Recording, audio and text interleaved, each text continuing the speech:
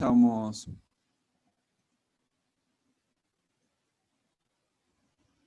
Ya estamos grabando. Genial, buenísimo. Perfecto. Bueno, espectacular. Bueno, estamos todos presentes, ¿no? ¿Ya? Sí, estoy. Listo. Bueno, Listo. Martín dio la primera charla bastante completa. De hecho, tocó algunos temitas que yo iba a tocar. Así que va a ser un poco más corta entonces. Así vamos a estar de estar liberados a las 8:15, quizás 8:30 más tardar, ¿sí? Bueno, muy bien. Les quería comentar este trabajo, que es el RASH, donde habla del Rapid Ultrasound in Shock, es decir, la evaluación rápida de la ecografía en el paciente en shock de paciente crítico. Un trabajo que salió ya hace tiempo, fíjense, del 2012, pero la realidad es que siempre lo utilizamos porque nos hace ordenar un poco en la evaluación de nuestro paciente en shock, ¿no? Entonces, hay 3 etapas, que es la bomba, es decir, la parte cardíaca, el tanque, y la tercera etapa serían las tuberías. Entonces vamos a mostrar un poquito cómo a través de ver estas 3 cosas definimos la causa del shock, ¿sí? Bueno, ahí están las 3 partes que tenemos que ver en este protocolo RASH, y sabemos que si estamos frente a un shock hipovolémico, y probablemente entonces, acuérdense del pump, es la bomba, la contractilidad va a estar aumentada, y probablemente las cámaras, tanto del ventrículo izquierdo como derecho, van a estar disminuidas, ¿sí? Bien, ¿cómo está el tanque? Y bueno, la vena cava inferior va a estar depresionada. Quizás si es por un trauma, vamos a encontrar líquido libre o hemotórax, ¿sí? ¿Y cómo están las tuberías? Y bueno, quizás si fuese por un aneurisma de aorta rota, podemos ver una aorta rota o disecada con líquido libre, o como dice ahí, disección de aorta. Eso con respecto al shock hipovolémico. En un shock cardiogénico, ¿cómo está el corazón? ¿Sí? La bomba. Y va a tener una disminución de su contractilidad y probablemente las cavidades van a estar dilatadas. ¿Cómo va a estar el tanque? Vena cava y yugulares bien distendidas, y si vamos a ver quizás al pulmón, lo vamos a ver como un síndrome intersticial con líneas B por todos lados, ¿sí? ¿Y cómo van a estar entonces las tuberías? Nada, probablemente normal, tanto la aorta va a estar conservada. Pero en un shock obstructivo, ¿no? Que como puede ser, por ejemplo, en un TEP o un taponamiento cardíaco, podemos ver derrame pericárdico, aumento de la contractilidad, aumento del tamaño del ventrículo derecho en caso de un TEP. El tanque podemos tener la vena cava inferior y las yugulares bien distendidas. Y si tenemos un shock obstructivo por un neumotórax hipertensivo, obviamente vamos a tener ausencia del deslizamiento pleural, ¿no es así?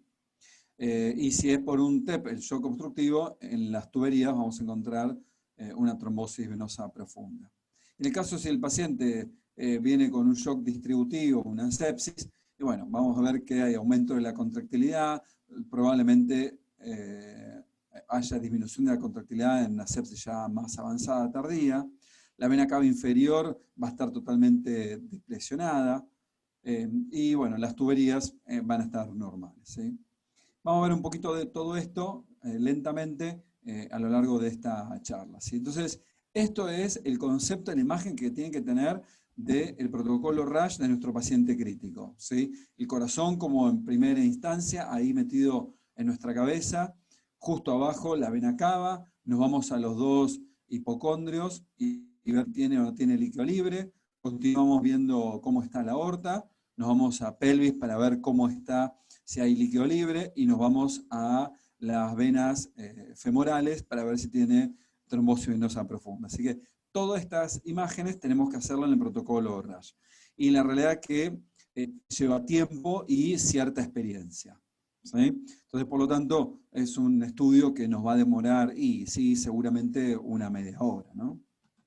Bueno, vamos a ver algo de la bomba, que esto es simplemente un repaso, porque recién lo comentó en su excelente exposición Martín, donde bueno, vamos a evaluar el estado cardíaco y su función, ¿sí? Así que podemos ver si hay derrame pericárdico o taponamiento cardíaco y evaluación de la función ventricular izquierda, ¿no?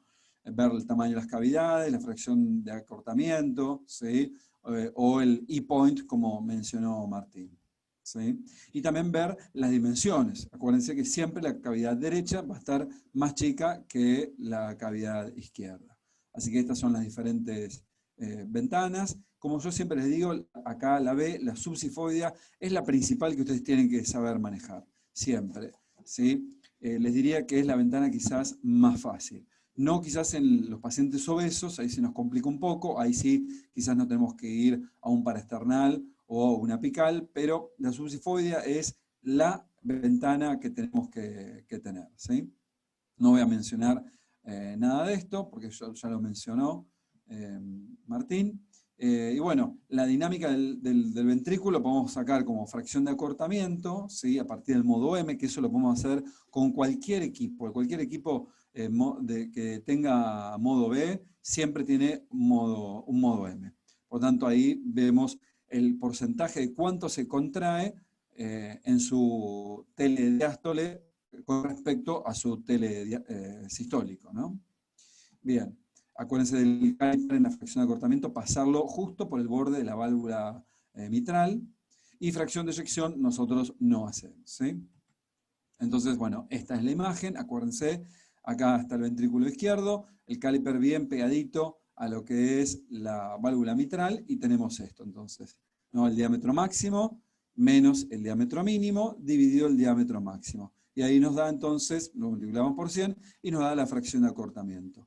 Recuerden que más del 30% es normal, ¿sí? Todos los valores para abajo hay ya un deterioro desde leve o moderado o severo de acuerdo al valor. Pero la realidad, con tener el punto centrado en el 30%, ya estamos bien, ¿sí? Esto lo hacemos, acuérdense, de un eje paraesternal, eje largo, ¿sí? Bien. Acá, por ejemplo, tenemos un paraesternal eje largo, pero ¿qué pasa? No pusimos muy bien del todo el corazón, entonces cuando pasamos el caliper, ven acá, para hacer el modo M, ¿qué es lo que pasa? El caliper no está perpendicular al eje mayor. Ven que está como en un ángulo de 45 grados. Entonces, ¿qué es lo que va a pasar? Y va a estar sobredimensionado la fracción de acortamiento. Entonces, guarda, entonces, de colocar bien apaisado el corazón, bien en su eje largo, y que el caliper esté 90 grados al eje mayor del corazón. ¿Sí? Bien.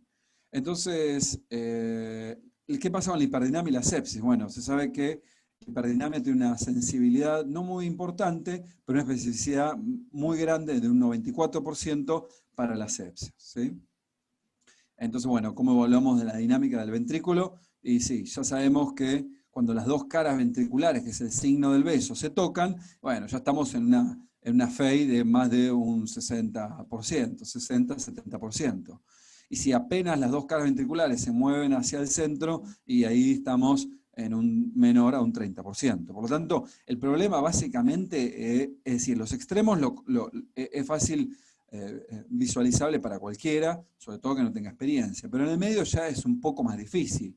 Por lo tanto, acá hay que hacer quizás mediciones más semi-cuantitativas, como mostró Martín en su clase, ¿sí? Bueno, fíjense acá arriba entonces cómo pasamos el cálculo justo por delante de la tricúspide, de la mitral, perdón, ¿sí? Y la referencia del modo M. Esto sería diástole, esto es sístole. Entonces fíjense que en la sístole se tocan las dos caras ventriculares. Este es el signo del beso. Por lo tanto, acá ya sabemos que el paciente está hiperdinámico, ¿sí? Que no significa que la hiperdinamia lleva a un gasto cardíaco elevado. En este caso, probablemente está hiperdinámico el corazón, porque debe tener una fracción de acortamiento más que importante, más del 30%, debe tener 50%, pero seguramente su gasto cardíaco es bajo. ¿Por qué? Porque la cavidad del ventricular está casi vacía, ¿sí? Bien, entonces esto es lo que tenemos que aprender, sobre todo a ver por la parte subsifoidea. Entonces tenemos que identificamos subsifoideo, cómo está la dinámica del corazón, si tiene o no tiene derrame pericárdico, y cómo está la diferencia del tamaño del ventrículo derecho y el ventrículo izquierdo, como se ve acá. ¿Sí? ¿Tá?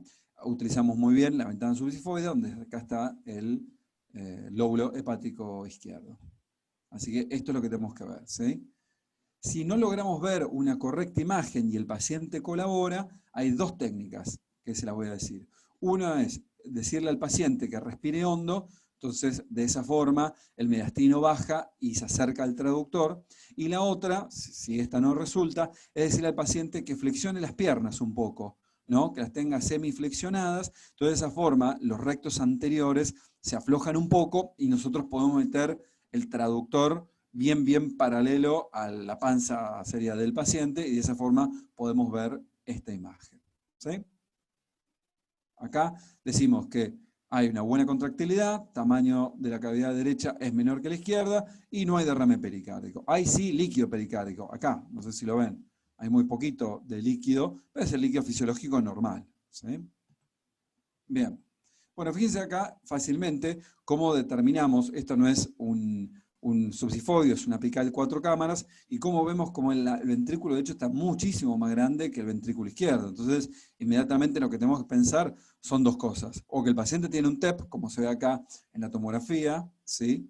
¿No? Cómo están los trombos cabalgando en los troncos principales de la rama derecha e izquierda de la pulmonar, y la otra que el paciente, bueno, tenga previamente una hipertensión pulmonar porque tiene algo pulmonar, ¿sí? Es decir, que sea POC o sea un asmático crónico, donde el ventrículo derecho puede aumentar de tamaño. ¿Sí? Esa diferencia nos damos cuenta cuando vemos la pared del ventrículo derecho. Si el pared del ventrículo derecho tiene menos de 5 milímetros con un tamaño aumentado, es porque es algo agudo, entonces probablemente sea un TEP. Pero si nosotros vemos que tiene más de 5 milímetros, tiene por ejemplo 8 milímetros la pared del ventrículo derecho, entonces decimos, bueno, probablemente esta dilatación del ventrículo derecho es crónica, por eso el corazón está hipertrófico, el corazón derecho está hipertrófico.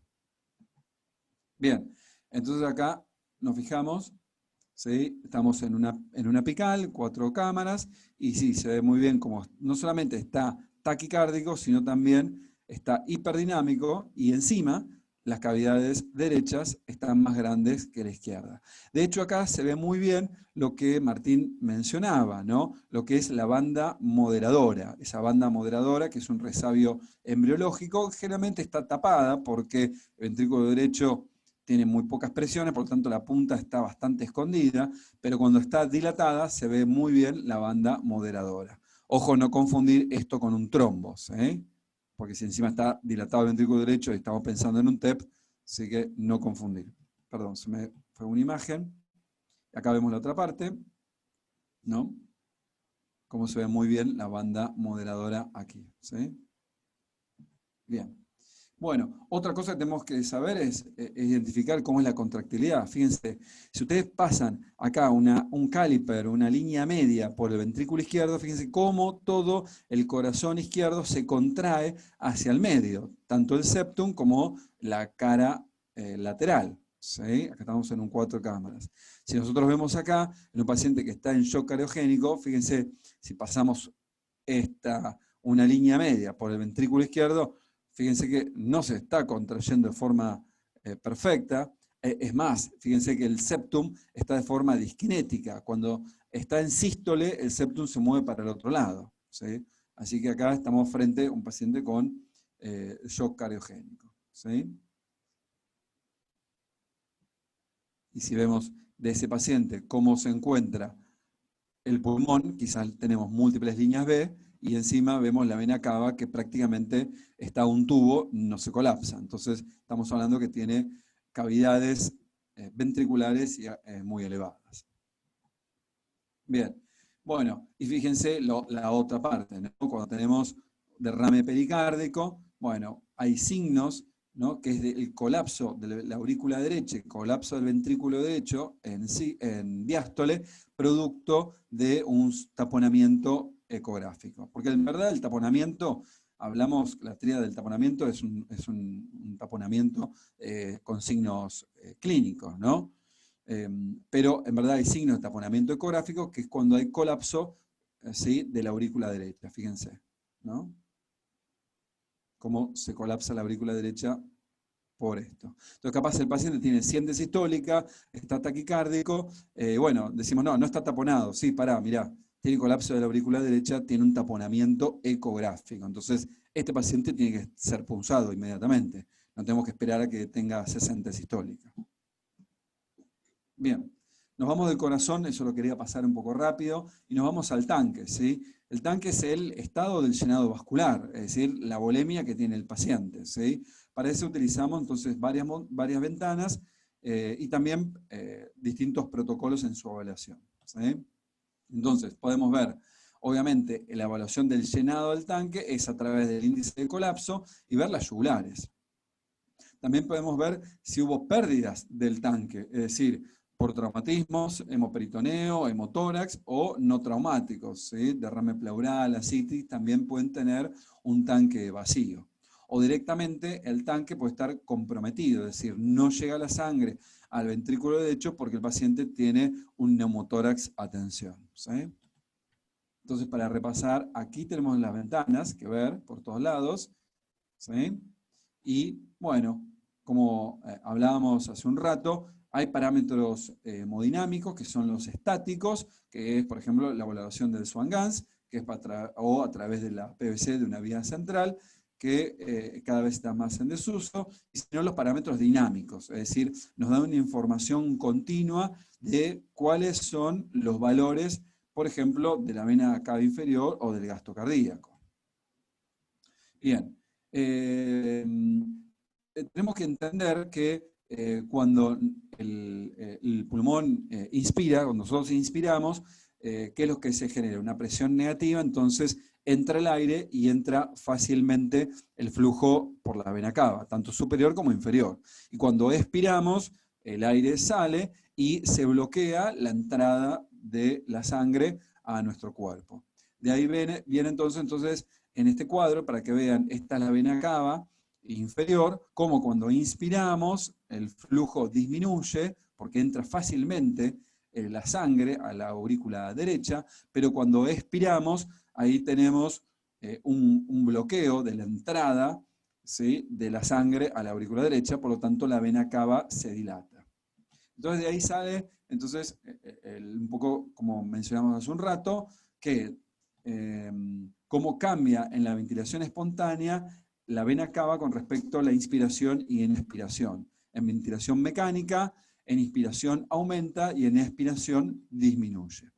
Acuérdense que tenemos que identificar la vena cava. En general utilizamos la vía subsifoidea y nos tenemos que poner, identificamos no, si se ve muy bien en eje corto, la aorta y la vena cava, y en eje largo nos metemos bien arriba tocando el apéndice sifoides del esternón, es decir, para utilizar el hígado como ventana para identificar la vena cava. Entonces nos tenemos que alejar unos 2 centímetros, acá donde entra a la aurícula derecha, y ahí ver la vena cava y poner el caliper. Tiramos entonces el caliper, fíjense, un poquitito separado de la aurícula derecha, y ahí vemos entonces cómo es el diámetro máximo y cómo es el diámetro mínimo, ¿sí? Si a simple vista ustedes ven que el diámetro mínimo prácticamente es 0, directamente no hay que hacer ninguna cuenta del colapso de la vena cava, porque el colapso de la vena cava directamente, si tenemos que el diámetro mínimo es 0, entonces el índice de la vena cava, ¿qué significa? Que va a estar tendiendo al 100%. Así que directamente no hay que hacer ninguna cuenta.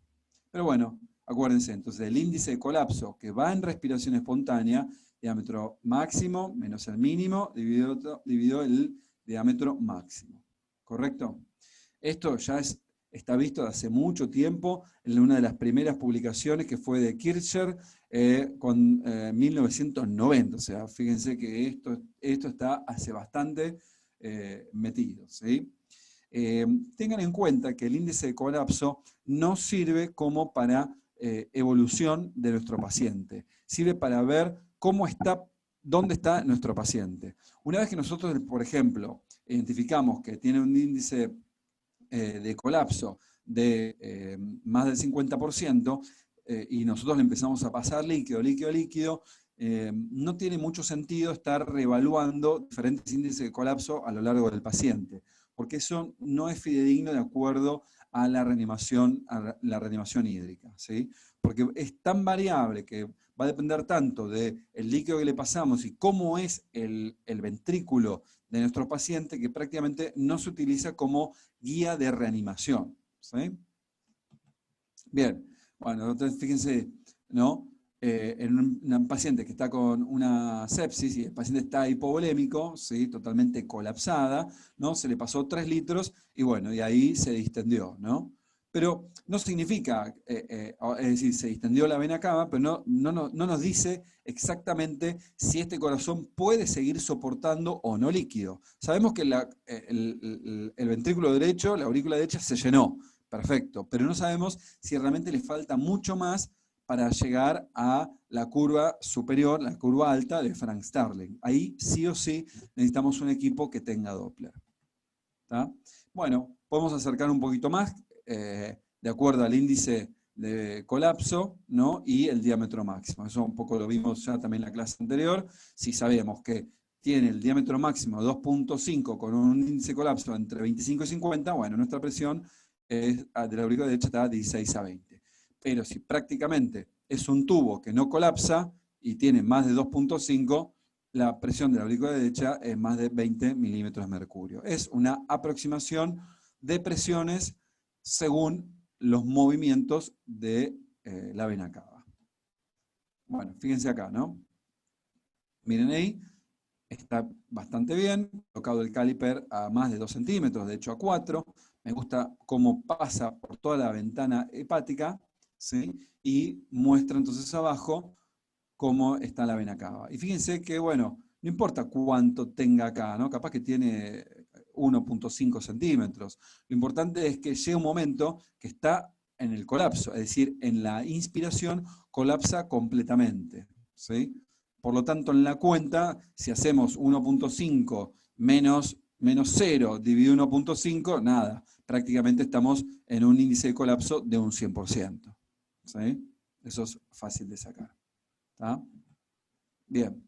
Y por el contrario, si un ventrículo con cavidades derechas, fíjense acá, como la vena cava y las suprahepáticas están súper distendidas, ¿no? Fíjense que tanto que prácticamente no hay, esto es la aurícula, ahí bajamos, las suprahepáticas, y no hay variabilidad de la vena cava con los movimientos respiratorios. Por lo tanto, si nosotros sacamos el índice de colapso, prácticamente nos lleva a 0, y esto sí debe tener más de 2.5. Entonces, si no hay colapso y más de 2.5 centímetros, este paciente tiene más de 20 milímetros de mercurio en la aurícula derecha.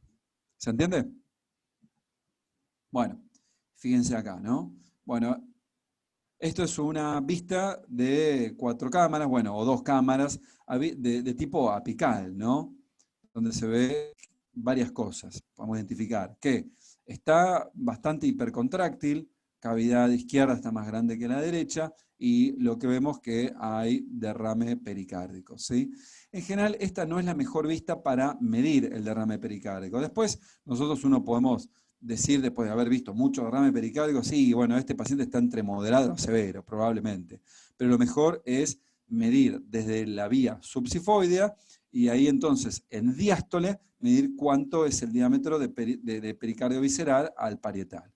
Entonces, si da más de 20 milímetros, ahí estamos diciendo que es un derrame pericárdico severo. ¿Tá? Entonces, acá decimos que hay taponamiento, porque si ustedes se fijan, hay también colapso. Fíjense acá, la aurícula derecha, cómo se colapsa por el derrame pericárdico, ¿no? Miren acá. Ven cómo se mete para adentro, cómo colapsa la aurícula derecha. Entonces estamos frente a un taponamiento cardíaco ecográfico. Después hay que ver si el paciente, aparte, tiene un taponamiento clínico, ¿no? Bien, y fíjense cómo se encuentra la vena cava en este paciente que está taponado. Y es un tubo, ¿sí? Acá no hay ninguna ninguna cuenta que hacer, acá el índice de colapso se acerca al 0, por lo tanto tiene presiones más que elevadas en la aurícula derecha. Bien, bueno, este paciente que les mostraba cómo estaba dilatado la aurícula derecha, el ventrículo derecho, que está casi o más que el ventrículo izquierdo, ¿sí? Se ve muy bien la banda moderadora, ¿no? Este es la vena cava de nuestro paciente, fíjense, ¿no? Mismo paciente, 14:24, 14:20 horas de un 30 de octubre, ¿sí? Más o menos esta misma fecha del año pasado, este paciente tenía un TEP masivo, ¿sí? ¿Tá? Entonces, con estas dos cosas, nosotros inferimos que algo le está pasando a nuestro paciente, ¿no? Sobre todo a nivel pulmonar. Bien, entonces acá frizamos, medimos, y bueno, el diámetro máximo menos el mínimo, el máximo, y sí, probablemente esté en menos de un 25%, ¿no? Tiene presiones más que elevadas. Bien, cuando le fuimos a ver el pulmón, encontramos, sí, que en el campo medio y basal teníamos todas estas líneas B, solamente en este lugar, nada más. ¿Ven acá estas líneas B tipo rocket? Bueno, no todas las líneas B es COVID, no todas las líneas B es edema pulmonar, ¿no? En este caso, cuando le hicimos la angiotomografía, vimos que en ese sector tenía el paciente una pequeña consolidación, que eso ya era un infarto pulmonar. Entonces, atenti, que no toda la línea B hoy por hoy es COVID, ¿eh?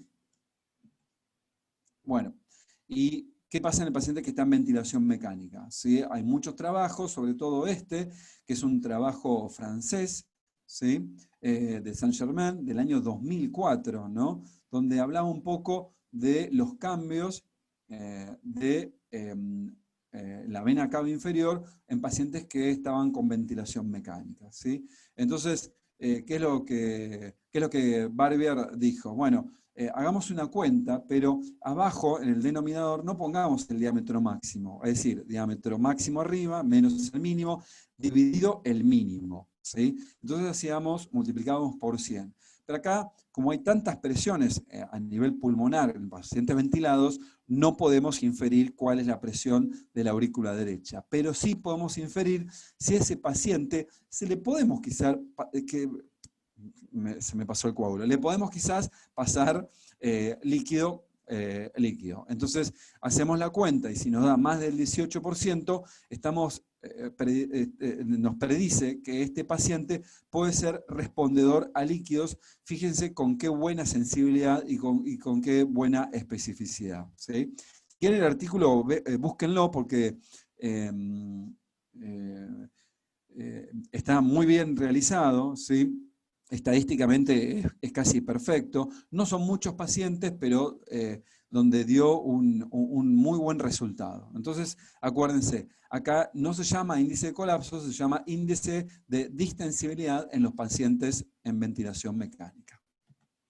Esta es, fíjense, una representación de cómo la vena cava generalmente está bien grande, porque hay siempre presión positiva prácticamente en los pulmones. Entonces, fíjense que si hay una mínima variabilidad entre la inspiración y la expiración, es decir, si hay una variabilidad del 18%, entonces decimos, este paciente puede ser respondedor a líquidos de un más del 90% de sensibilidad y especificidad. ¿Comprendido? La veo súper concentrada, la doctora Débora Oliveira. ¿No se está tomando nota o qué está haciendo? Bueno, muy bien. Algo de los pacientes pediátricos, porque hay muchos alumnos que hacen pediatría, entonces también les cuento que hay, por ejemplo, muchos trabajos. Yo les traje uno nada más, que ya fíjense, hace 10 años, que se sabe esto, que a nivel pediátrico, pacientes menores a 12 años, lo que podemos sacar es la relación de la vena cava inferior en su diámetro máximo con la aorta también en su diámetro máximo. Y este trabajo, como un montón de otros trabajos, si googleen, van a ver en PubMed, hay un montón de trabajos que dice que si el punto de corte del índice de vena cava dividido la aorta es de es menor, pero, perdón, de un 0,8, significa que el paciente tiene una alta sensibilidad de un 86% y una especificidad medianamente intermedia para diagnosticar que el paciente está deshidratado. Entonces ponemos el traductor, que puede ser tanto, yo en este paciente, por ejemplo, hubiese utilizado el planar y no el convexo, ¿no? Pero bueno, sabemos entonces que por lo menos la vena cava inferior del paciente pediátrico debe medir el 80% de la aorta, ¿sí? Fíjense acá, en este corte de este mismo paciente, ¿no? Fíjense cómo en este caso, ¿no? La vena cava inferior está mucho más grande que la aorta, así que acá no hay ninguna cuenta para hacer, ¿sí? Pero acuérdense que la vena cava por lo menos tiene que tener el 80% de la aorta. Si es menor al 80%, estamos con una alta sensibilidad de que el paciente está deshidratado. ¿Sí? La especificidad no es buena, es decir, hay un montón de otras patologías que llevan a que la vena cava esté más chica, pero en el contexto clínico de un paciente que está, por ejemplo, con diarrea o está séptico, bueno, sabemos que la especificidad también va a ser alta. ¿Está bien? Bueno, también le voy a subir a la página un trabajo muy lindo, que es un resumen, creo que es de 2015, es de POCUS en paciente pediátrico, que bueno, también habla de la relación vena cava aorta del 0,8% y los diferentes valores de MAPSE y TAPSE a tener en cuenta. Así que no voy a hablar mucho de esto, se los voy a subir este trabajo. Bien. De acá pasamos al tanque, ¿no? Seguimos con el protocolo RASH. Y bueno, en el tanque, ¿qué es lo que vemos? Bueno, si hay líquido, es decir, ¿cómo está la volemia? Bueno, si hay un politraumatismo, si hay hemoperitoneo o hemotórax, si no es trauma, ¿cómo está? Si tiene derrame pleural, si tiene ascitis, si tiene un tercer espacio, o puede haber compromiso del tanque. Es decir, hay un neumotórax que nos compromete la llegada de la volemia al ventrículo derecho, ¿sí? Bueno, esto simplemente acuérdense, ¿no? En cualquier paciente con politrauma, lo que siempre tenemos primero que ver es el Morrison, ¿sí? Porque cualquier lesión que haya intraabdominal, el Morrison es el más sensible para determinar líquido libre. Lo podemos sensibilizar, ¿sí? Lo podemos sensibilizar, lo ponemos en Trendelenburg, lo dejamos unos 5 minutos y vemos nuevamente el Morrison a ver si hay líquido libre como se ve acá, ¿sí?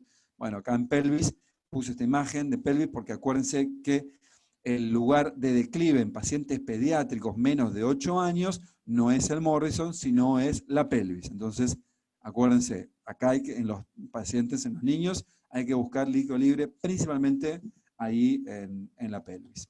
¿Está? Bien, y acá nada, esta imagen nos muestra cómo hay líquido.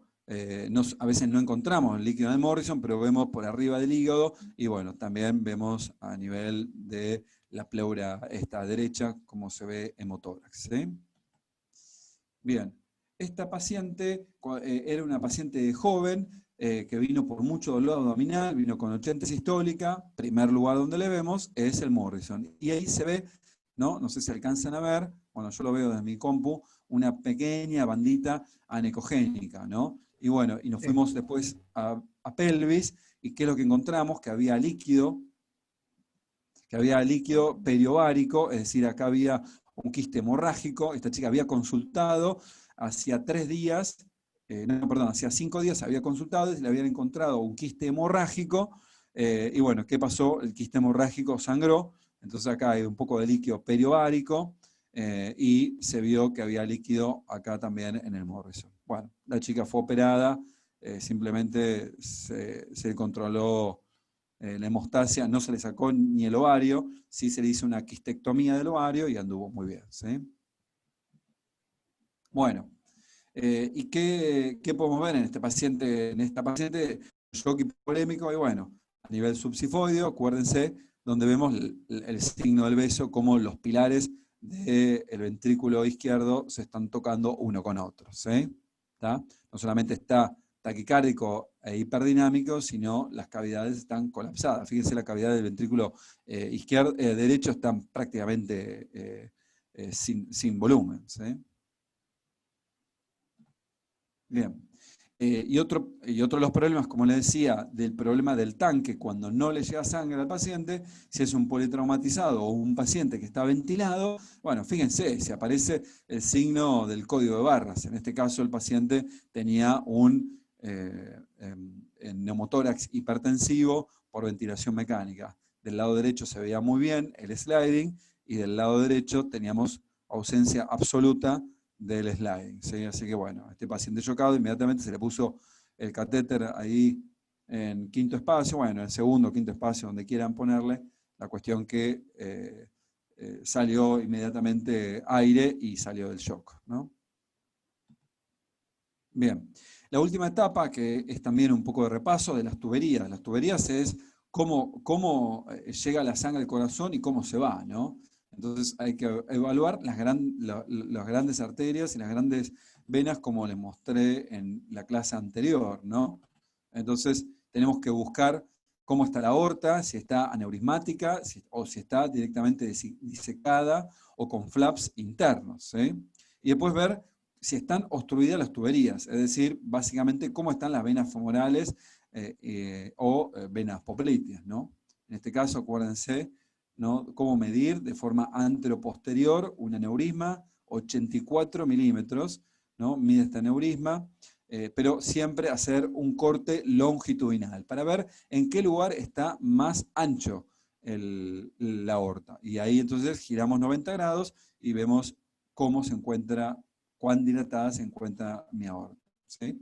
Recordar, entonces, acuérdense, más de 30 es aneurisma, 20 a 30 aorta ectásica.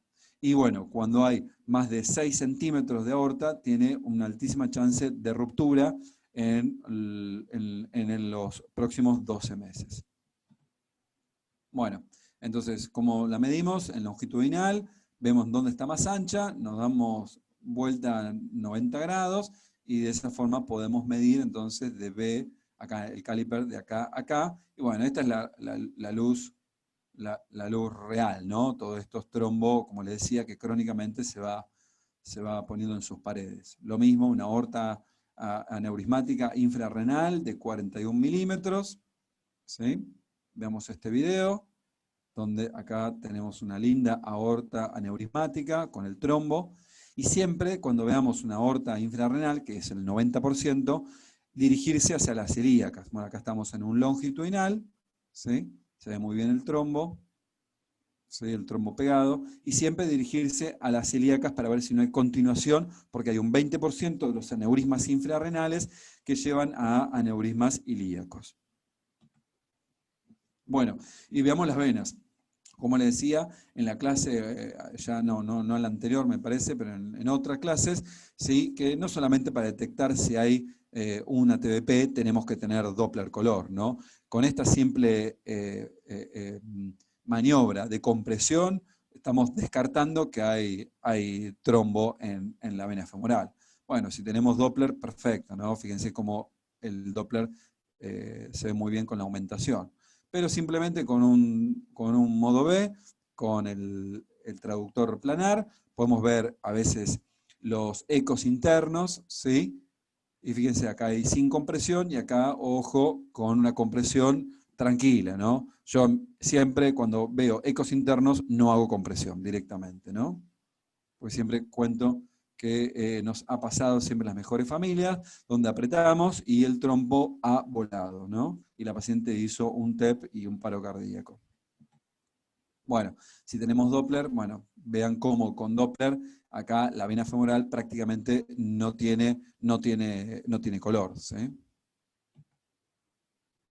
Fíjense entonces la arteria femoral común, la vena femoral con ecos en su interior, ¿sí? Y no tiñe para nada, y todo lo que es el callado safeno está totalmente comprometido, la safena mayor también, hay ecos en su interior. Acá no comprimimos, ¿sí? Bueno, como les decía, vemos el trombo acá, ojito con apretar, ¿sí? Y si nos vamos más abajo, vemos la poplitea. Acuérdense cómo en el hueco popliteo lo que está más cerca al traductor es la vena poplitea, lo que está más alejado es la arteria. Al revés que la arteria, que a nivel femoral, ¿no? Excepto en la ingle, cuando nos bajamos unos 5 centímetros de la ingle, a nivel femoral vemos que la arteria está primero y la vena está después. A nivel popliteo está invertido. La vena está más cerca y la arteria está más lejos. Bueno, pasamos a la parte de gasto cardíaco, que Martín habló muy bien, así que no me voy a detener en esto, ¿sí? Lo que es el índice cardíaco, acuérdense, lo vemos desde el tracto de salida ventrículo izquierdo o por el flujo carotídeo, ¿sí? Entonces yo me voy a detener un poco más en lo que es el flujo carotídeo, ¿sí? La realidad es que la carótida es muy fácil de ver, sobre todo también en los pacientes obesos, ¿sí? Es de fácil acceso, ¿sí? Los valores están bien estandarizados, ¿sí? Y representa siempre el 10% del gasto cardíaco, ¿sí? Entonces hay un montón de trabajos, ya como les decía, el POCU desde el 2014, ¿no? De Makira, del 2015, y después otros trabajos también, creo que es 2018, 2019, donde todos hablan y fortalecen la evaluación del gasto cardíaco a través de la carótida. ¿Tá? Entonces utilizamos sí o sí acá equipos con Doppler que tienen que tener traductores planares, ¿sí? Colocamos el cúbito dorsal al paciente, el cuello ligeramente inclinado para el lado contrario, y bueno, lo que tenemos que hacer es medir el diámetro de la carótida común, y después hay que hacer un Doppler espectral para determinar cuánto flujo pasa por esa carótida. ¿Sí? Entonces, bueno, un corte global a nivel del cuello. Acuérdense, lo que ven acá, siempre del lado izquierdo de la tráquea, es el esófago. ¿Sí? Tenemos la carótida común de un lado y del otro, y pasamos rápidamente para un lado para otro, para ver cuál carótida me quedo, porque si es un paciente añoso y veo muchas placas de un lado y pocas de otro, bueno, me voy a quedar para medir el flujo carotídeo donde tiene menos placas, ¿no? Bueno, esta es la cuenta, pero en general todos los equipos con Doppler la saca automáticamente. Es decir, si no tengo que el equipo que me mida, yo tengo que sacar el diámetro de la carótida común, ¿sí? Ahí elevarlo al cuadrado, multiplicarlo por pi, y lo divido por 4 por la velocidad que me sacó el aparato, por la frecuencia cardíaca. ¿Sí? Entonces ahí ese flujo, ese volumen que me da, lo multiplico por 10 y saco el gasto cardíaco. El gasto cardíaco lo que tengo que hacer es dividirlo por el área de superficie corporal, que también esta es la cuenta, ¿sí? Complicada de hacer porque hay que saber la altura, el peso, dividido 3600 y la raíz cuadrada. Bueno, en general cualquiera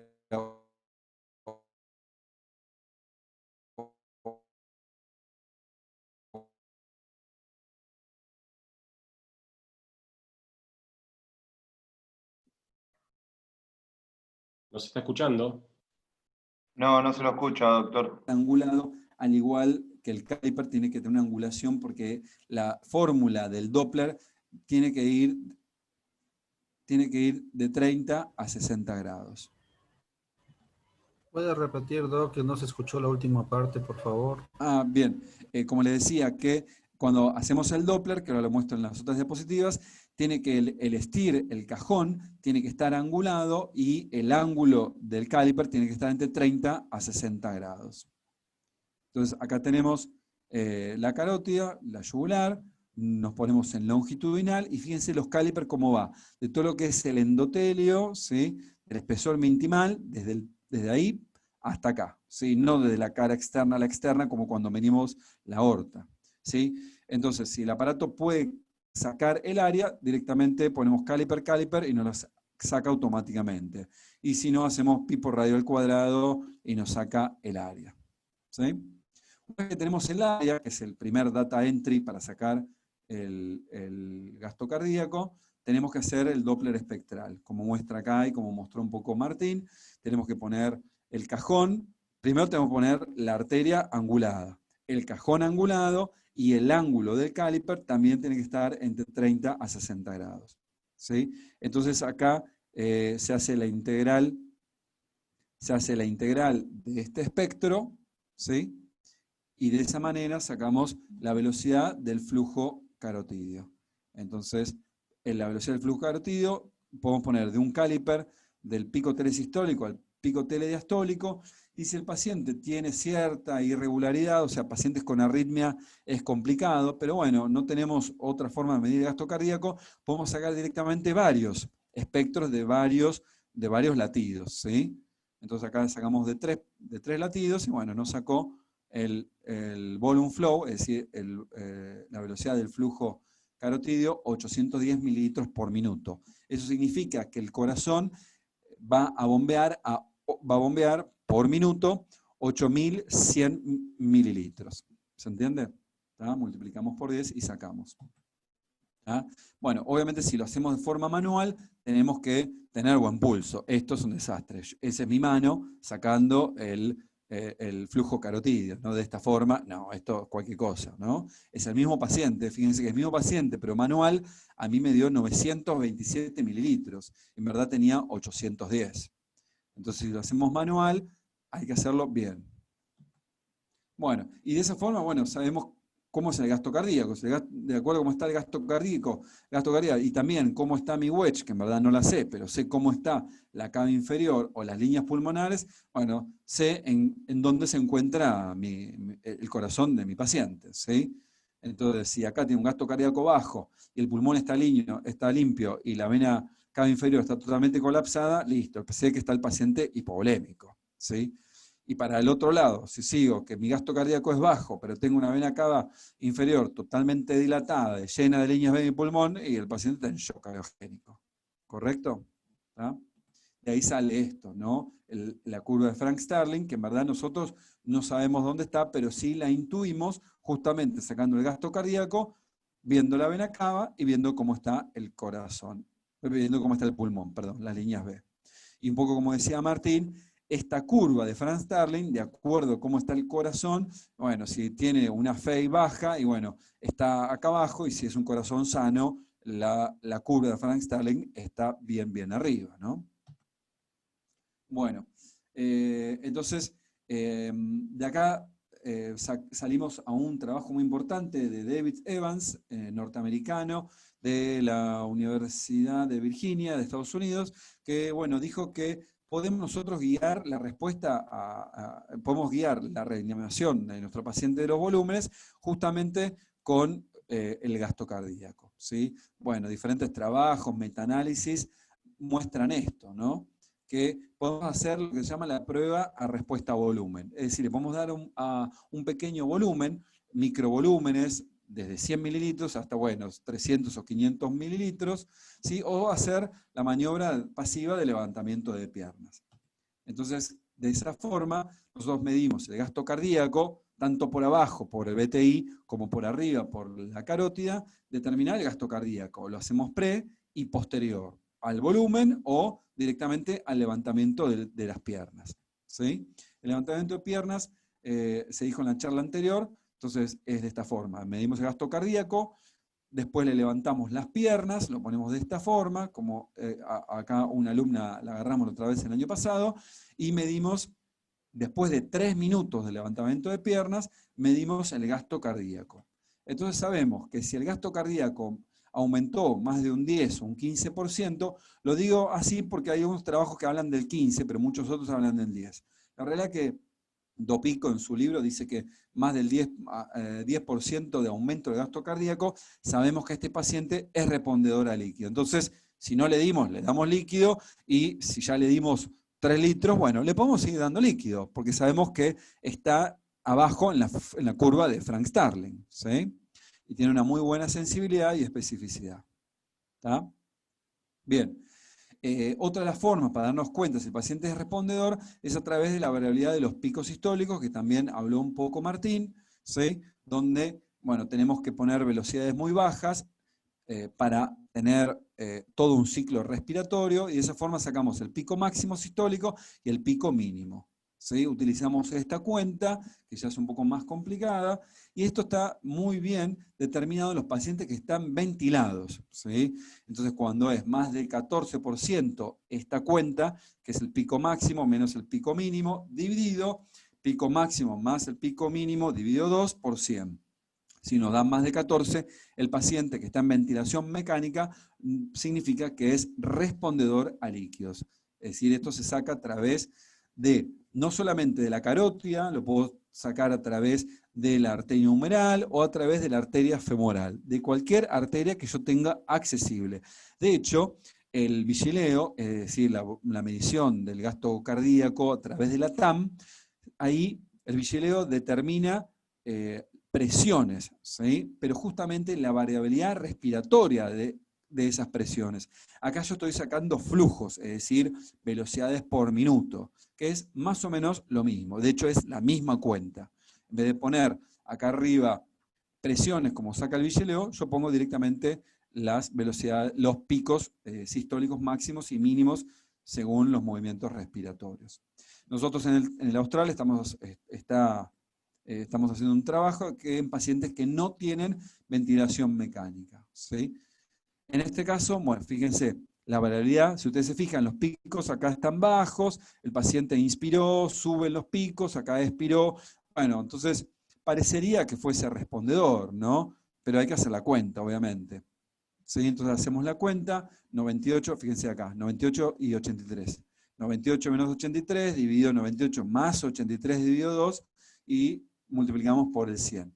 Entonces nos da 16%. Es decir, significa que es respondedor. ¿En qué lugar de la curva Frank-Starling va a estar? Y ahí abajo. ¿Está claro? Entonces inferimos en qué lugar está. Entonces démosle el volumen, porque los sarcómeros están bastante estrechos. Le podemos dar pasto, le podemos dar líquido, que los sarcómeros se la van a bancar, ¿sí?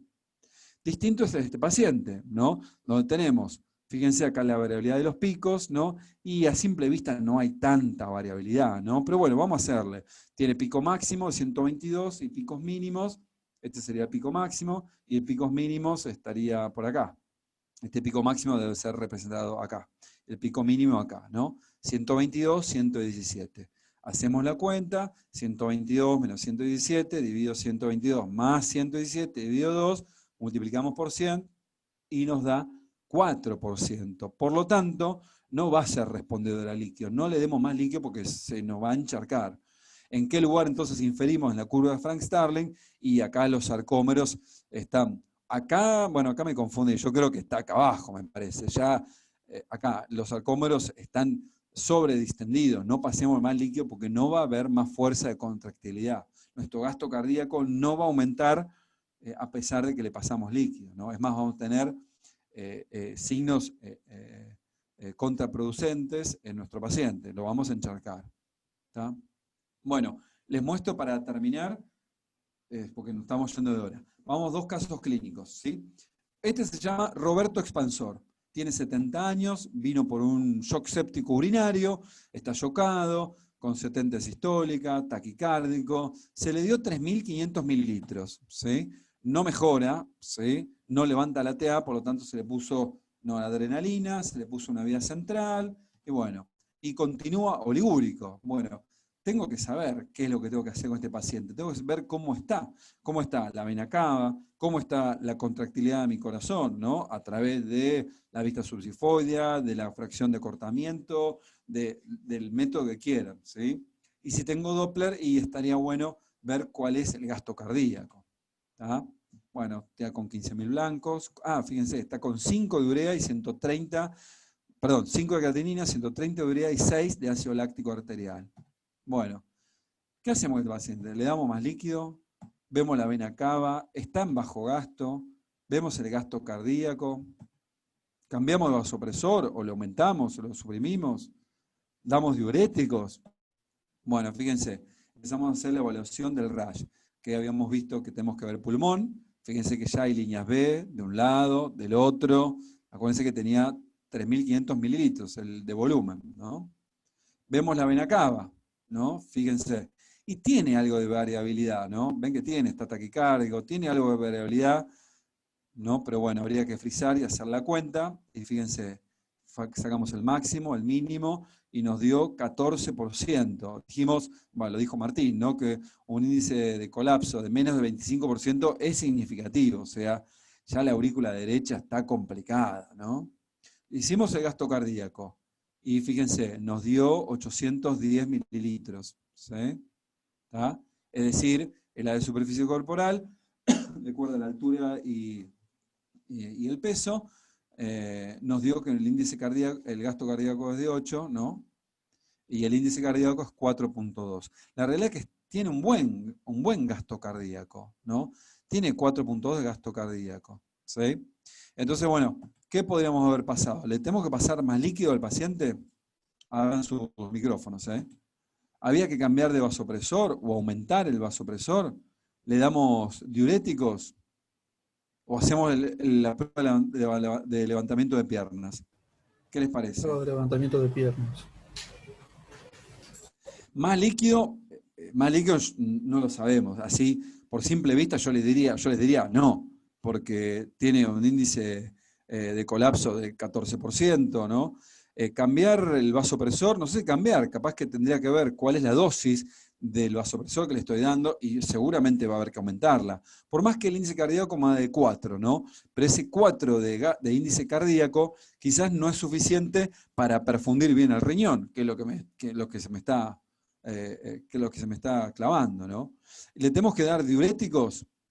Bueno, quizás, acá como les puse la foto, y como alguno de ustedes dijo, bueno, haría yo la prueba de levantamiento de piernas, para ver si le doy un changüí más de decir, no, a ver, le paso un poquito más de líquido, ojo que el pulmón ya tenía edema pulmonar, ¿no? Entonces, yo creo que, me parece, tendríamos que aumentar un poco más el vasopresor y quizás, bueno, forzarlo un poquito con diuréticos, ¿sí? ¿Tá? Porque tiene un gasto cardíaco de 4. Capaz que le podemos dar un poco más de empuje, de patada ventricular, que el gasto cardíaco se me vaya, no sé, a 5, a 6, ¿no?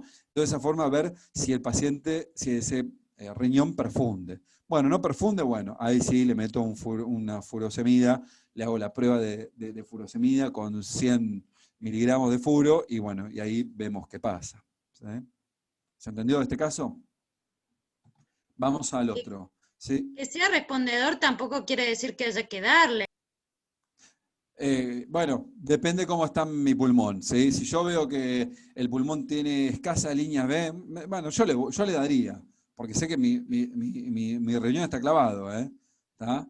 Entonces, pero bueno, si veo que hay 4 cuadrantes en ambos pulmones, por más que sea respondedor, y quizás yo lo que hago es acá, le doy vasopresores, le aumento. Si yo tenía, no sé, 0,02 gamma kilo de noradrenalina, bueno, le meto power, le meto un 0,5 gamma de nora y ahí me fijo. ¿Sí? ¿Tá? Bien la aclaración.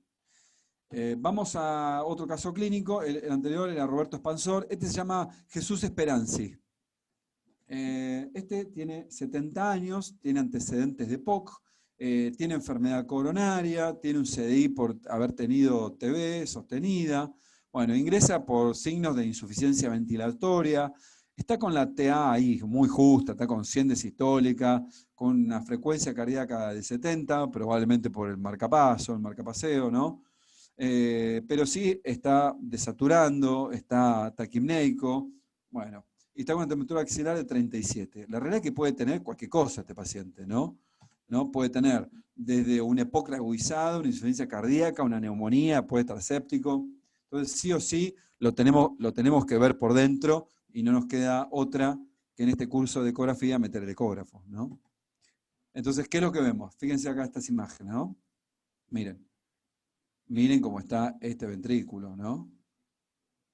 Fíjense, el ventrículo izquierdo no se mueve nada, apenas se mueve algo del ventrículo derecho. Le ponemos, mismo paciente, ¿eh?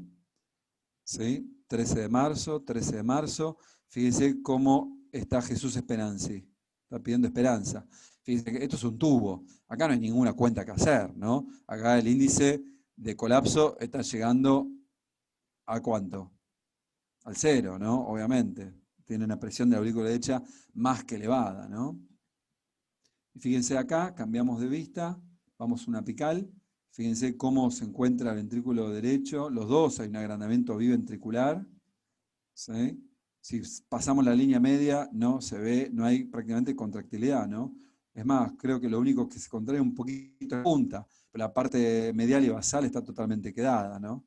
Y si nos vamos al pulmón, miren, acuérdense, líneas B separadas de menos de 3 milímetros, así que está con un edema intersticio alveolar, más alveolar, ¿no? ¿Tá? Miren, le hacemos un gasto cardíaco por carótida, fíjense el espectro, nada, es muy chiquito.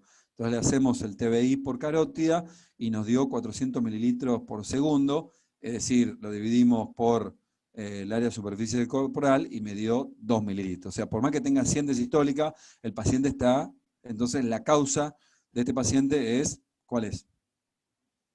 Más que obvia, ¿no? Vamos, arriesguen. 3, 2, 1. Cardiogénica. ¿Cómo? Fallo de bomba. Claro, tal cual. Está claudicado el ventrículo izquierdo y el ventrículo derecho. Está con falla cardíaca. Bueno, ¿qué hacemos? Le damos volumen, le damos diuréticos, le damos inotrópicos. ¿Qué les parece? Inotrópico. Y probablemente, volumen, me parece que le falta, le sobra. Diuréticos, podríamos darle, pero cuando empieza a mejorar un poco la contractilidad, ¿sí? Así que primero lo que haría es, le damos vasopresores, ¿sí? Perfecto, inotrópicos.